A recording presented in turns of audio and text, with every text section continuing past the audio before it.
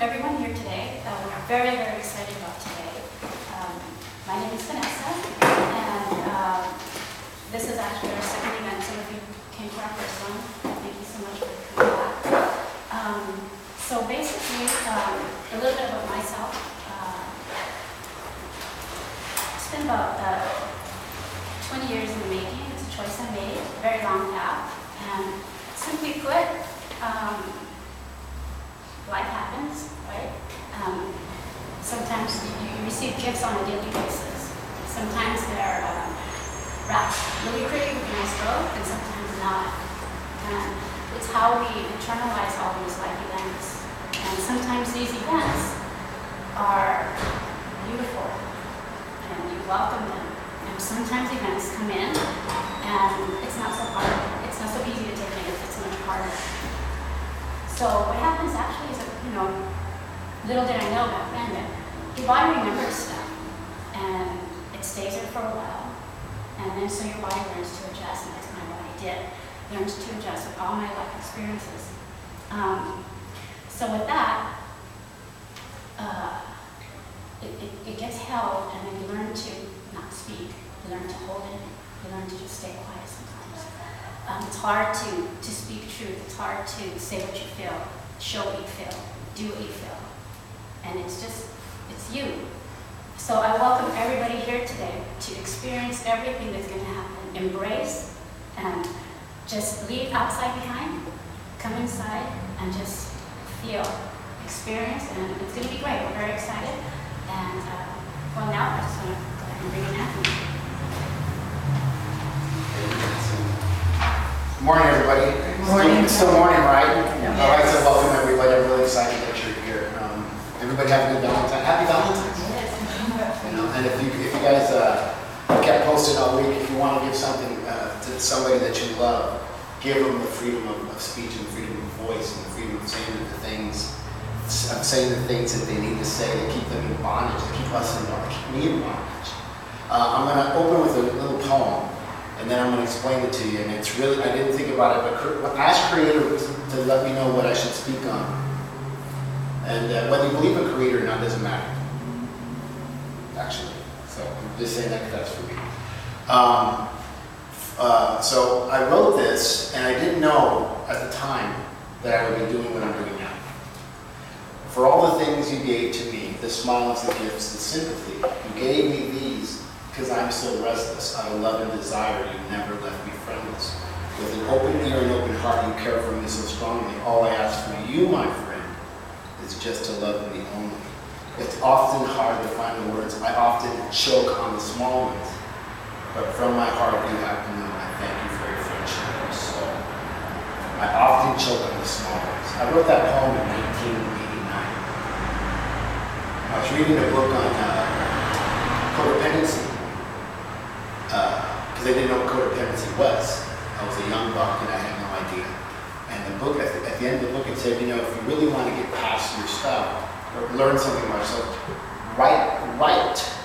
Take out paper and pen and write. And so I did that. And for some reason, Anthony got on his knees, and I'm talking to myself, I'm speaking myself in the third person.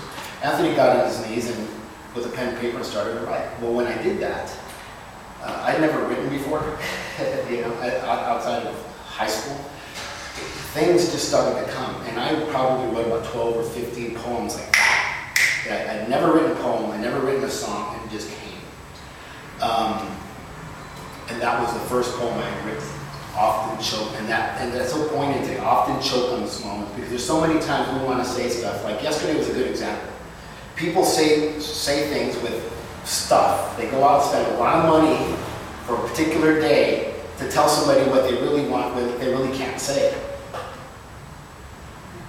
I'll tell you that I love you because I can't tell you that you hurt my feelings. I'll tell you that I love you because I can't tell you that you disappointed me. Has anybody ever had that or done that? Had that experience? It's hard to raise your hand in front of everybody, but I have to own that because that was me for a long time. And a part of my story is I got sober in 1991, 3 years after I wrote that little, 1992, 4 years, 3 years after I wrote that little poem. And I didn't know that was going to happen, but I guess Judge Michael Knight, Division 101, where Ben and Muni Court knew that that was going to happen. But that was the beginning of me. That was the beginning of this particular path of using my voice and opening the doors to things, to my heart, to the places in my body, in my mind, and in my soul that I didn't know that were blocked, closed, or shut down. I had no idea. I just had no idea.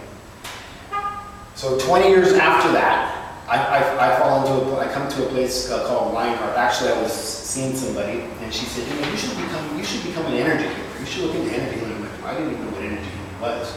And those who have heard me speak say, you know what? I was one of those guys that if you talk to me about, you know, safer whales and, you know, organic foods and veganism, and I'm like, you're not, go hug a tree, get away from me. I was the guy that was not about that. But I investigated energy healing, and I did a Google, and I found a school in Studio City, and I went and checked it out, and I left and didn't come back for another year. And then that same person gave me a healing session with a person I consider as my mentor, who actually is from this area. And what I had that day on that table over on Avenue 56 was a Kundalini experience, where all my chakras were open and I was exposed for the first time. For the first time, and I'm reliving it in my body right now.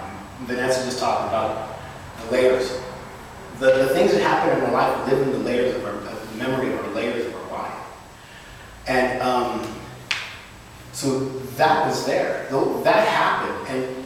And I was driving on Avenue 56 and having experiences. I had to pull over because I couldn't drive and I couldn't stop crying. I was crying.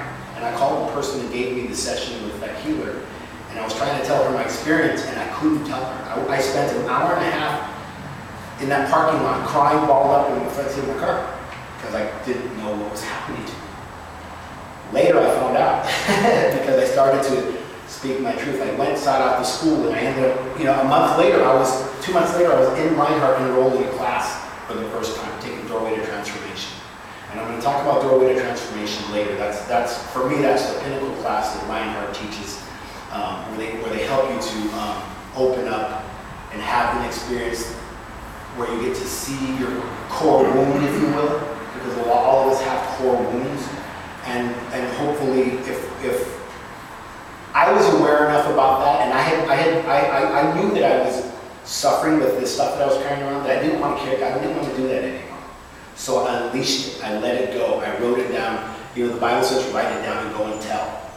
You know, I wrote down the things that I did. And I wrote down the people that offended me, or that I offended, and I apologized. And I did the things necessary to relieve myself of those hurts, because they weren't your hurts. They were my hurts. And I had to apologize to people, and the apologies weren't for them. The apologies were for me, so I could just be relieved of that bondage of pain that I've been walking through all my life. Well, I became I got certified there. They're accredited school through the state of California. So I'm a certified healer. Now, I don't know what that means. I mean, I could be a certifiable healer, but I'm not a certifiable healer. And I get to see a lot of people in my practice, and I have a energy healing practice. People come to see me, and some of you are here who have come to see me in my practice. And people have had experiences like I've had experiences. And one of the experiences, the main experience that I've had over the last few years is it happens here with the fifth chakra. This is the fifth chakra. And I'm going to read a little bit of what the fifth chakra is for you real quick. The fifth chakra, and you know what, real quick, what is the chakra exactly? Chakras are energy centers. They are openings for life energy to flow in and out of the aura. This function is to vitalize the physical body and to bring about development of our self-consciousness. They are associated with our physical, mental, and emotional interactions. What do chakras look like? Chakras have been depicted as a funnel of sorts with smaller funnels within the funnel. They are also often referred to as looking like lotus flowers. I have intuitively viewed the intake of individual chakras as appearing similar to blades of fan on a windmill or in certain motion. Now, when I work on people, I can feel the chakras moving. I can see the chakras. Not everybody can do that. I don't know how, why me, but I have become in tune enough with my body and the energies around me that I'm able to see things and understand things that I didn't understand before. Now, the fifth chakra, I mentioned that chakra. each chakra has a name, and this particular chakra is called the Vishuddha. I'll say it like that. If I'm incorrect, somebody can correct me because I'm not above being corrected. And the element is sound, ether. The color is blue, and it's usually called a cobalt blue. It governs the throat, thyroid gland, parathyroid gland, trachea, cervical vertebrae, local vocal cords, neck, shoulders, arms, hands. Someone pronounce that word for me? Esophagus, sorry, thank you. Mouth, teeth, and gums. Now, all those things lie within this region, right in here. And one of the things that I learned, by not speaking my truth, I would feel things. I would feel the tension right on the top of my shoulders. How many of you felt that tension when you're stressed out, you need to have a conversation with somebody, and it feels heavy in your chest, and you're grinding your teeth, or you're clenching your jaw and you can't speak, or you have these pains, or aches, or just discomfort. Does anybody experience that? Does anybody? Yeah. Almost everybody. Yeah. Well, I don't like that. I realized that I couldn't handle that anymore. And once I started to write things down and speak my truth, that started to change for me. One of the things that started to change is emotion for me got really deep. Because I was taking care of this, I was able to take care of me, my fourth chakra in my heart. I was able to love myself. And my self-esteem, my third chakra, started to grow. And I started to become more of who I'm supposed to be, not who others think I should be or say I should be. Does anybody else experience that? Others think they say what you should be doing, or tell you what you should be, or what it should be like for you, and you should. In my opinion, you should be quiet. Because nobody should ever tell me how what I should. My voice is my voice. My place in my body and my life is mine. I own it, and that's what I learned how to do. I learned how to control this. I have to really be careful about how I speak to you and how I speak about others, and I'm guilty of anybody about saying the wrong things. But admitting that, saying that in front of you, is working on my fifth chakra at the same time. This all ebbs and flows. So today we're going to work on the fifth chakra. We're going to talk about those things that we can't say. And again, I'm going to say I'm excited because you're here. You're giving yourself a gift, and if you brought somebody, I'm really excited for you. Because when you give a gift to something like this, because you don't know what's going to come from it, anything can happen. Anything can happen. And if you get nothing from today, that's okay. Because you did get something. If you leave here feeling you got nothing, because you got an experience that you may not have had if you would have stayed home watching television. Going to the bar, having a cigarette. And speaking of those things, going to the bar and having a cigarette, people take that drag. And I was thinking about something like, people take a drag of a cigarette right into the fifth chakra and right into the fourth heart. Fill that void with that smoke. Heart chakra, fourth chakra, lungs. It expands, and you get that feeling of take a drink. It's like and you feel that burn in the fifth chakra. Those are substitutes for what we should be feeling, what we should be saying, how we should be reacting. Those are substitutes. Those are poor substitutes. And they call one of them spirits. Right? They call one of them spirits. And how's that? And I'll tell you how that worked for me. I ended up in jail over spirits. But that little experience took me to a place. I've been sober 22 years now. And that was the beginning of my transformation of becoming in what I call the cocoon state. Some of you have heard me speak about the cocoon state, and becoming a monarch, a butterfly. Not just wanting to, being a wallflower. I was a wallflower for years. And I went from being a wallflower to a cocoon state, becoming a butterfly, because I actually took some time to do something for Anthony. Because you know what, frankly, I always said that I loved myself. I couldn't stand myself. I hated who I was. I hated what I said. I hated what I was trying to be because I was too busy living up to somebody else's unspoken or spoken expectations. And you know what? That really sucks. It's really a drag that I spent so much time doing that. But it showed me something later. It showed me when I got to this point If I didn't have to keep doing that, I could actually change my life by speaking my truth. By taking the time, giving Anthony something that Anthony had never given himself before. Now I'm going to stop talking about myself in the third person. And I'd like to take a little time to do a short heartfelt meditation, if you're okay with that. And then we'll go on to doing a chakra warm-up, and then we'll do a grounding meditation, and then we'll do a little hands-on work, because everybody can do this. It's just not, I'm not special. Vanessa's not special, but everybody can do this. You just have to be able to tap into it.